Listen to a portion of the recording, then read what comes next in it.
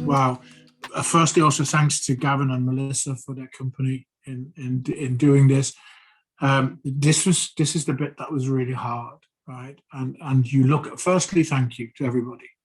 Secondly, please come back next year so that we can learn more from you. Thirdly, Empathy Week 2021, that was the week that was, and wow, what a week it was. And then the difficult bit, really, how do you judge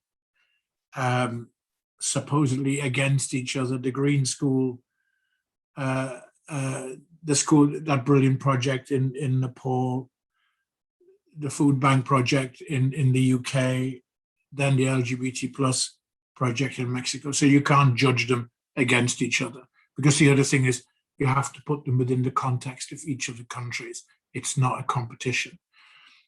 So you should all be immensely proud, and I've certainly learned a lot today, and I've learned a lot during the process, and we'll see you next year. Please promise me that we'll see you next year. Right now, in the end, and I'll just keep going back to these. Remember, that was a shoe, and that was a shoe, and we also saw, I think, a little bit of this, didn't we? And we've seen it all today, and yet there is one project, I think, that out of all the brilliance, that is then still the outstanding Empathy Action Project. And I suppose in putting yourself in other people's shoes, sometimes you realize that there are people who have no shoes. And that for me is kind of in my words.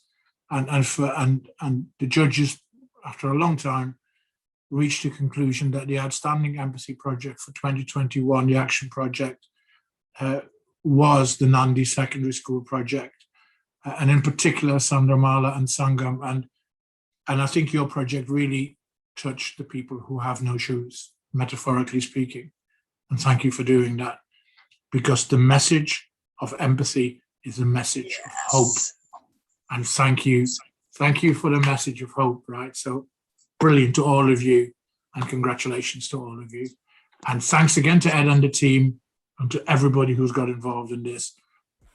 Empathy Week 2022, coming soon. Thanks, Ed.